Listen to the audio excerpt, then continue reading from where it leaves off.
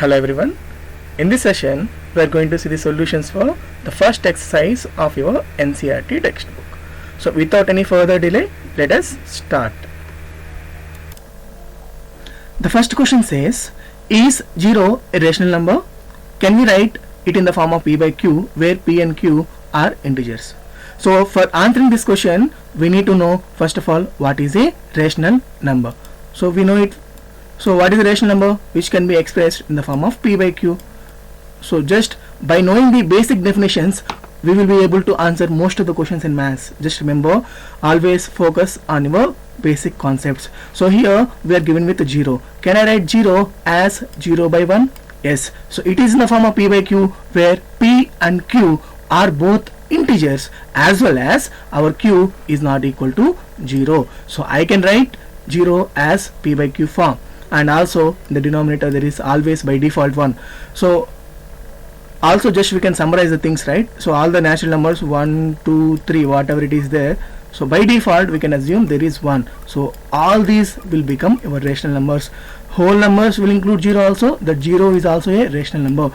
Integers means what? The negative part also will come into play. So minus 1, minus 2 and all, by default they will be having 1 in the denominator, and all of them will fit into the definition of rational number. So the answer for this question is going to be S. This is going to be a rational number, and we can write this in the form of p by q, where q not equal to 0. So let us go to the second question now. The second question says, find 6 rational numbers between 3 and 4. So as we have discussed, this question we can answer in two ways. So one way is going to be using your mean method or average method, and the second way is going to be making the denominator equal. So let us see how we can do it actually here. See here, and always remember, between any two given numbers there will be infinitely many numbers. So take our numbers which are, so let us say my numbers are 3 and 4. So 3 is one number and 4 is one number. Just now we have seen by default we can assume 1 here and also 1 here. So I need to find the numbers between 3 by 1 and 4 by 1. So sure, here the denominator is same. So how many numbers we are asked for? 6 numbers. What we have discussed, whenever we are asked for 6 numbers, we have to multiply with one number more than what we have been asked for. So I will multiply this one with 7 by 7. Why I am doing so? When we multiply the numerator and denominator with the same number, its value won't be changing. So I will do the same for this number. So 7 and also here 7. So this will be 21 by 7 and this will be 28 by 7. So how many numbers you have been asked for? So we are asked for 6 numbers. So 22 by 7 will come in between, 23 by 7, 24 by 7, 25 by 7, 26 by 7 and 27 by 7 are in between these two rational numbers, which are 3 and 4. So by 3 by 1 we can assume, and 4 by 1 also we can just take it by default. So one more way of answering the same question is going to be, let us say, so here take the number line, this is 3 and this is 4. So we know the average of 3 and 4 is nothing but 3 plus 4 by 2. Why? Because there are only two numbers. Average means what? Sum of numbers by number of numbers. So 3 plus 4 is what? 7 by 2. So just exactly in middle, just you'll be getting 7 by 2. So I got one number. This is the first number I got. Okay, and just you take the average of these two now. Okay, so here 3 plus other number is 7 by 2. So this entire sum divided by 2 will give me the number here. So like that we can proceed further and we can find the number of numbers between these two numbers. Okay, so we can do it. So but it is quite cumbersome process. So if you want to do the same problem using the previous method, it is perfectly okay, but we need to remember average will lie always exactly in the middle of the given two numbers. Okay, so let us proceed to the next question. The question says, find 5 rational numbers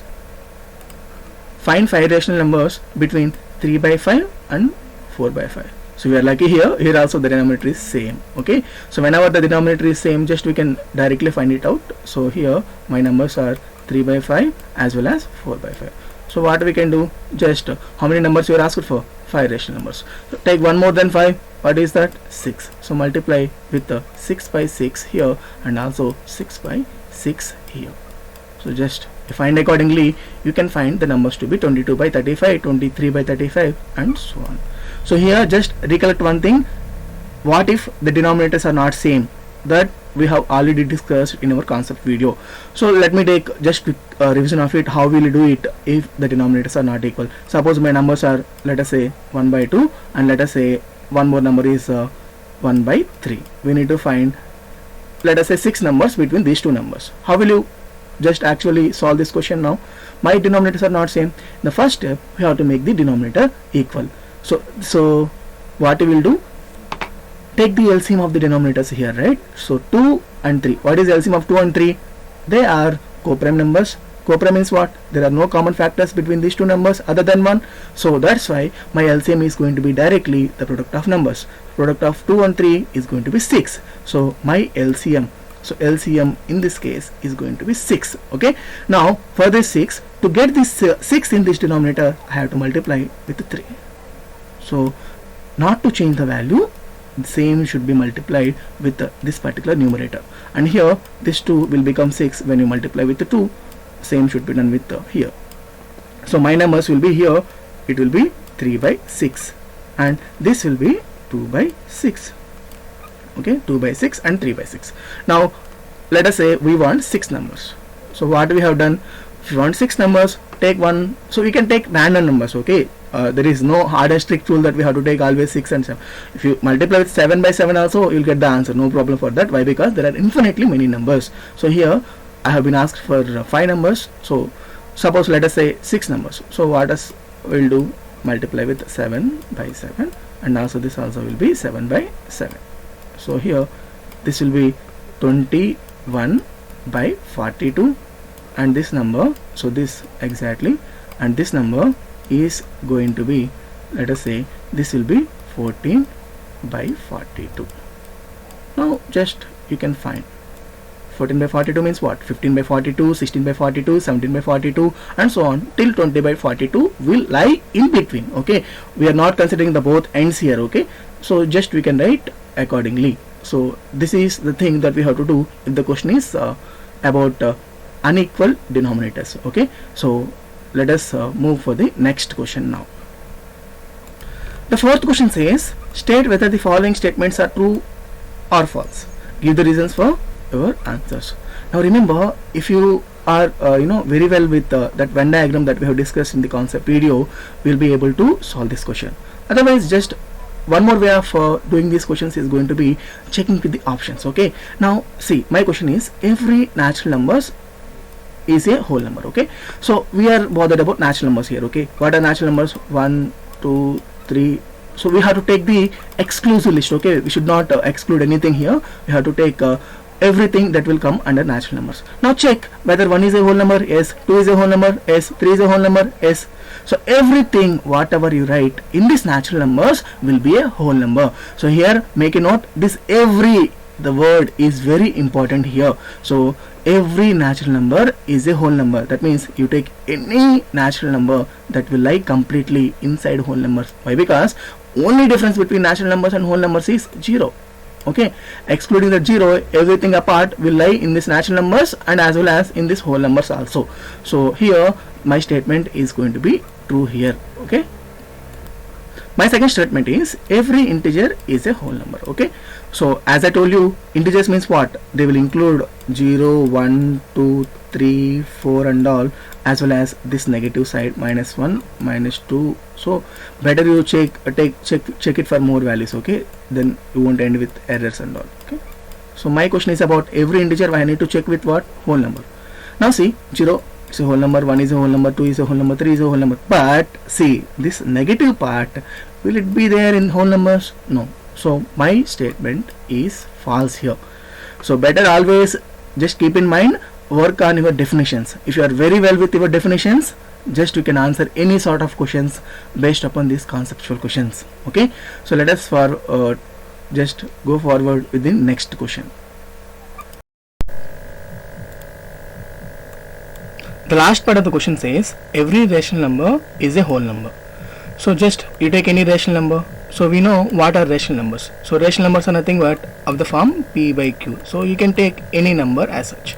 So suppose let us take 0, 1, 2, 3, 4 and all. So here by default, as I told, just here by 1, so we can assume. Okay, so see here, these are rational numbers, as well as if you observe, these entire set of numbers are going to be whole numbers also. But what about 3 by 4? See, this 3 by 4 is going to be a rational number, but is it a whole number? No. Why? Because in whole numbers you won't be having any fractions, or you won't be having any decimals part.